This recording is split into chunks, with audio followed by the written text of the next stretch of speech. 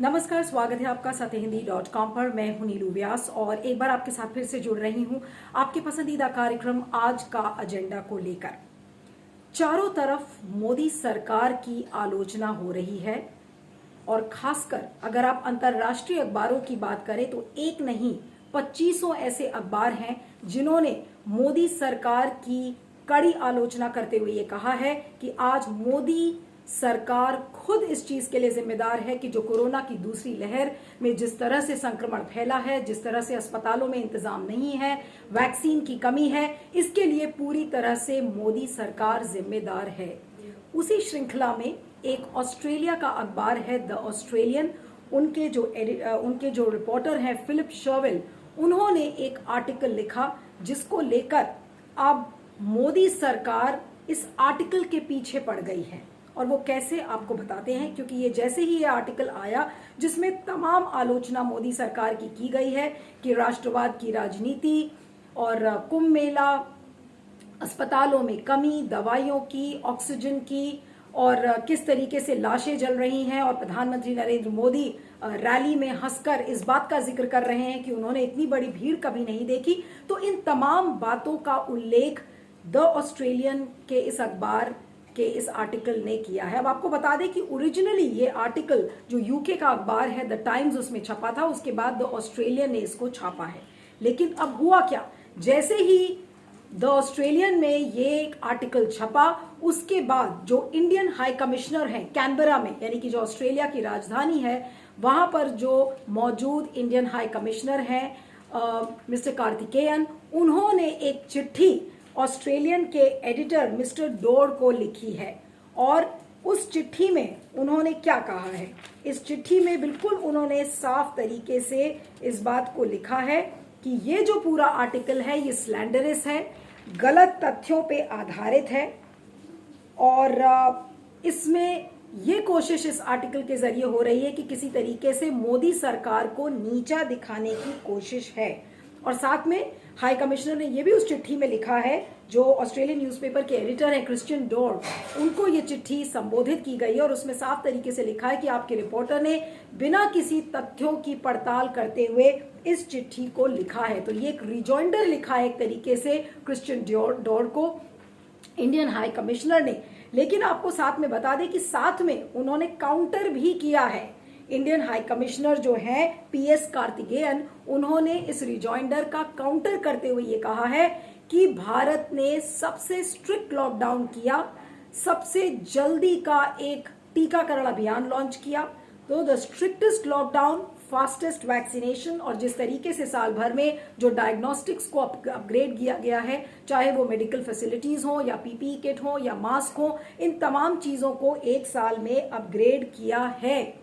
इसलिए पीएस कार्तिकेयन ने उस चिट्ठी में ये लिखा है कि सिर्फ दो चीजों पर यह आर्टिकल केंद्रित है, वो है रिस्ट्रिक्टेड इलेक्शन कैंपेन और कुंभ मेला, जिसका जिक्र जो ऑस्ट्रेलियन अखबार का जो आर्टिकल है वो करता है। जो फिलिप शर्विल का जो आर्टिकल है उसने ये लिखा है और ये कारण बताया है कि जो रिस्ट्रिक्टेड इलेक्शन कैंपेन है और वन रिलीजियस गैदरिंग, यानी कि एक ऐसी रिलीजियस गैदरिंग, जाहिर सी बात है कि कुंभ मेले की बात हो रही है, और जो जिस तरीके से चुनाव की रैलीज नरेंद्र मोदी ने की है, तो उसको लेकर एक कड़ा हमला बोला था ऑस्ट्रेलियन अखबार के उस आर्टिकल ने। तो उसी का रिजॉइंडर का काउंटर देते हुए जो इंडियन हाई कमिश्नर है, उन्होंने कहा है कि ये आर्टिकल जो लिखा गया है इन सिर्फ दो बिंदुओं को केंद्र बनाकर लिखा गया है और ये सही नहीं है। तो आज जो मेरा सवाल है इंडियन हाई कमिश्नर से कि रिस्ट्रिक्टेड इलेक्शन कैंपेन का क्या मतलब होता है, जहां पर आप हजारों और लाखों की भीड़ जमा करें और भीड़ जमा करके आप ये कहें कि हमने इतनी भारी भीड़ पहले कभी नहीं देखी। और आपको बता दें कि ये जिस दिन नरेंद्र मोदी जी ने इस स्टेटमेंट को बोला था, आसनसोल में थे 2,30,000 उस दिन भारत में केसेस थे, अस्पतालों में लोगों की लाइन लगी थी, ऑक्सीजन की शॉर्टेज शुरुआत हो चुकी थी, और उस दिन प्रधानमंत्री नरेंद्र मोदी का ये स्टेटमेंट आया था कि उनको खुशी हो रही है कि वो इतनी भारी भीड़ देख रहे हैं।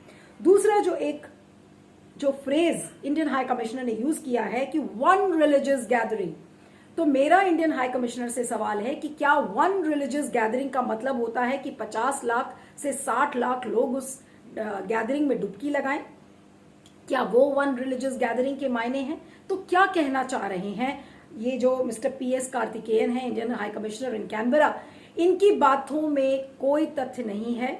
उल्टा जिस उद्देश्य से इन्होंने ये चिट्ठी जो ऑस्ट्रेलियन अखबार के एडिटर हैं उनको लिखी है, उस उद्देश्य, जिस भी उद्देश्य से उन्होंने लिखा है, लेकिन आज इस रिजॉइंडर के बाद भारत की छवि और भी ज्यादा खराब हो गई है। और भी ज्यादा इसलिए खराब हो गई है क्योंकि सबसे पहली बात यह है कि ऐसा मैसेज जाता है कि नरेंद्र मोदी कोई भी आलोचना सुनना नहीं चाहते। जैसे ही मोदी सरकार की कोई आलोचना होती है तो पूरा सरकारी तंत्र उनकी छवि को बचाने में लग जाता है, भले ही वो इंडियन मिशंस में, जो अब्रॉड में जो इंडियन मिशंस हैं उसके डिप्लोमैट्स ही क्यों ना हो। अब डिप्लोमैट्स की एक नई ड्यूटी हो गई है कि भारत सरकार की छवि को बचाना, प्रधानमंत्री नरेंद्र मोदी की छवि को बचाना। भले ही आप उसमें जो अभिव्यक्ति की आजादी है, फ्रीडम ऑफ स्पीच है, उसको आप कर्टेल करके और आप चिट्ठी न्यूज एडिटर्स को लिखते हैं, यानी कि अब डिप्लोमैट्स का काम हो गया है कि वो मीडिया को चुप कराएं, मीडिया को शांत कराएं। और जिसने भी पहले इस आर्टिकल को नहीं पढ़ा है, ऑस्ट्रेलियन अखबार का जो लिखा हुआ आर्टिकल है, जिसने भी, किसी ने भी नहीं पढ़ा है, आज वो सारे लोग, विश्व के तमाम लोग इसी कंट्रोवर्सी की वजह से इस आर्टिकल को पढ़ रहे हैं और मोदी सरकार की थू-थू हो रही है कि किस तरीके से बद इंतजामी की वजह से आज भारत में लोग मर रहे हैं, सांसें तोड़ रहे हैं क्योंकि उन्हें ऑक्सीजन नहीं मिल रही है, बेड्स नहीं है, उनको ट्रीट करने के लिए डॉक्टर्स नहीं है। अब आपको बता दें कि अगर आप उस आर्टिकल को बहुत ध्यान से पढ़ें, ये आर्टिकल जो फिलिप शर्विल ने लिखा है, इस आर्टिकल की जो शुरुआती लाइन है वो आसनसोल की प्रधानमंत्री की रैली से ही है, जिसमें उन्होंने कहा है कि उन्हें बड़ी खुशी है कि वो इतनी भारी भीड़ देख रहे हैं। और उसी आर्टिकल में ये लिखा है कि 2,30,000 लोग कोरोना से संक्रमित थे जिस दिन नरेंद्र मोदी हंसकर ये बात बोल रहे थे। उसके बाद आपको बता दें कि तमाम चीजों को यहां पर ब्लेम किया गया है कि आज भारत में ये सबसे बड़ी मेडिकल क्राइसिस क्यों है, क्योंकि मोदी सरकार या खुद प्रधानमंत्री नरेंद्र मोदी ने बड़ी बड़ी चुनावी रैलीज में हिस्सा लिया, एक लोगों के बीच उदाहरण बने, उन्होंने अपनी इकोनॉमी को पूरी तरीके से खोल दिया और ये नहीं सोचा कि संक्रमण आगे फैल सकता है। तमाम जो मेडिकल एक्सपर्ट्स थे, जो साइंटिफिक एडवाइजर्स थे, उनकी तमाम एडवाइस को, यानी कि जो भी सलाह उन्होंने दी उसको नजरअंदाज करके और इकोनॉमी खोलने को सर्वोच्च प्राथमिकता दी। और आज वही हाल है कि आज सैकड़ों लोग मर रहे हैं, ज्यादा नहीं। अभी इसी आर्टिकल में ये लिखा है, हम आपको कई दिनों से ये बातें बता रहे हैं, लेकिन ऑस्ट्रेलियन अखबार के फिलिप शर्विल ने भी इस बात को लिखा है कि अभी ज्यादा नहीं, 2 महीने पहले ही कोरोना का अगर आप भारत में आंकड़ा देखें तो प्रतिदिन 10,000 केसेस हो चुके थे। लेकिन क्या हुआ? डॉक्टर हर्षवर्धन जो स्वास्थ्य मंत्री हैं, उन्होंने कहा कि पैंडेमिक का एंड गेम हो चुका है। प्रधानमंत्री नरेंद्र मोदी ने वर्ल्ड इकोनॉमिक फोरम में क्या कहा? उन्होंने कहा कि हमने कोरोना की लड़ाई जीत ली है, यानी कि एक ट्रायम्फलिज्म सेट इन कर गया, यानी कि भारत सरकार ने अपनी जीत ऑलरेडी घोषित कर दी। अपनी पीठ एक ऐसे समय में थपथपाई जिस समय उनको ये ध्यान देना चाहिए था कि कोरोना की दूसरी लहर आ सकती है वापस, लेकिन उन्होंने ऐसा नहीं किया और वैक्सीन राष्ट्रवाद में जुड़ गए। कि देखिए, प्रधानमंत्री, खुद डॉक्टर हर्षवर्धन ने कहा कि प्रधानमंत्री वैक्सीन गुरु हैं और विश्व के लिए एक उदाहरण है, और हमने इतनी सारी वैक्सीन बाकी देशों को दे डाली। 80 बल्कि 92 देश अब ऐसे हैं जहां पर भारत की 60 मिलियन वैक्सीन बाकी देशों में गई है और आज भारत के अपने लोगों को वैक्सीन नहीं मिल रही है। तो क्या बुरा किया अगर जो बाइडेन ने कुछ दिन पहले ये कहा था कि नहीं, हमें देखना पड़ेगा कि हम अभी भारत को वैक्सीन दे सकते हैं या नहीं दे सकते, क्योंकि किसी भी देश का लॉजिकल प्राइम मिनिस्टर या लॉजिकल प्रेसिडेंट क्या करेगा? अपने लोगों की जान बचाने की बात पहले सोचेगा, अपने लोगों को बचाने की बात पहले ध्यान में रखेगा। लेकिन प्रधानमंत्री नरेंद्र मोदी ने क्या किया? अपनी छवि को सर्वोच्च प्राथमिकता देने के लिए, अपनी जो सेल्फ इमेज है उसको बढ़ाने के लिए उन्होंने ये नहीं सोचा कि वैक्सीन की कमी हो सकती है, अपने लोग मर सकते हैं, नहीं, लेकिन उन्होंने 92 देश में ये वैक्सीन एक्सपोर्ट कर डाली और उसका नतीजा क्या हुआ? आज लोगों के पास वैक्सीन नहीं है। ये जो एक चीज है कि क्रिटिसिज्म को ब्लॉक कर देना, पूरी तरह से उसके खिलाफ जाना, क्योंकि यहाँ पर जो मीडिया है वो लगभग जो क्रिटिसिज्म से बचती रही है, गवर्नमेंट की क्रिटिसिज्म से, लेकिन जो बाहर की मीडिया है वो अगर आप देखें, इटली में जब हुआ था तब भी वो लोग उस तरह के दृश्य दिखाते थे, उस तरह की टिप्पणियां करते थे, बाकी जगह पे भी उन्होंने किया। यहाँ पर भारत में हो रहा है तो भारत के लिए भी वो लोग सेम चीज कह रहे हैं। लेकिन अगर आप अपने डिप्लोमेटिक कोर को विदेश की मीडिया, जो कि एक इंडिपेंडेंट मीडिया है, उसको चुप कराने में या उनसे रिजॉइंडर्स देने में या उनसे माफी मंगवाने में लगा देते हैं, तो जो एक्चुअल जो डिप्लोमेटिक काम है वो कैसे होगा? अभी मैं कुछ देर पहले कहीं पढ़ा था कि अगर ये कभी पहले इस तरह से होता था, इमरजेंसी के टाइम होता था कि जो डिप्लोमेट्स हैं इंडिया के, उन लोगों को भेजा जाता था कि वो विदेशी मीडिया के अंदर जो खबरें होती थी उनको वो करें। बजाय इसके मेरे ख्याल से सरकार को जो क्रिटिसिज्म है, जो जेन्युइन क्रिटिसिज्म है, उसको लेना चाहिए, उससे कुछ सीख के आगे बढ़ना चाहिए उनको। एनीवेज जो भारत में जो मीडिया है उनसे तो क्रिटिसिज्म ज्यादा मिल नहीं रहा है, तो उससे भी खुश रहना चाहिए। लेकिन इससे एक चीज तो पूरी तरह से पता चलती है कि जो एक इमेज है मोदी की बाहर, एक जिसको वो प्रोजेक्ट करना चाहते थे, केयरफुली कल्टिवेटेड इमेज है, उसको जरूर कहीं ना कहीं चोट पहुंची है। और उस चोट को मिनिमाइज करने में, उसको कंट्रोल करने में अब जो भारत की जो विदेश मंत्रालय है और जो डिप्लोमेट्स हैं वो लग गए हैं। इसी आर्टिकल में कुछ रीजंस भी साफ साफ तरीके से दिए गए हैं, जो ऑस्ट्रेलियन अखबार में छपा है, दी ऑस्ट्रेलियन में, कि भारत की आज जो क्राइसिस है उसका एकमात्र कारण जो है वो है मोदी सरकार और मोदी जी का अभिमान। इसके अलावा, यानी कि hubris, that's an English term जो कि अभिमान के लिए हम यूज करते हैं। दूसरा वर्ड है कंप्लेसेंसी, यानी कि हम बिल्कुल इस चीज को सोचकर आश्वस्त थे कि अब कोरोना नहीं आएगा। वो कंप्लेसेंसी, वो शालीनता हमारे अंदर सेट इन कर गई, और इसकी वजह से, और जो राष्ट्रवादी जो एक राजनीति है वो भी इसके लिए रिस्पॉन्सिबल है। और जो वैक्सीन को जिस तरीके से रोल आउट किया गया है, उसका पेस, उसकी जो गति, उसकी जो रफ्तार थी वो बहुत धीमी थी। तो इन तमाम चीजों को लिखा गया है इस आर्टिकल में, लेकिन ये बातें इंडियन जो भारत सरकार है उसको पसंद नहीं आई। और जाहिर सी बात है कि इसीलिए जो इंडियन हाई कमिश्नर है कैनबरा में, PS कार्तिकेयन, तो उन्होंने इन तमाम बातों को लिखा है। और आपको बता दें कि भारत की सरकार को आलोचना बिल्कुल पसंद नहीं है, और खासकर जब नरेंद्र मोदी की आलोचना होती है तो वो तो बिल्कुल बात किसी भी व्यक्ति जो केंद्र सरकार में बैठा है उसके गले नहीं पचती। अभी थोड़े ही दिन पहले क्या हुआ था, भारत की सरकार ने सोशल मीडिया प्लेटफॉर्म से कहा, और 24 अप्रैल को ट्विटर ने 50 ऐसी पोस्ट्स को टेक डाउन किया, यानी कि उसको बिल्कुल हटा दिया गया।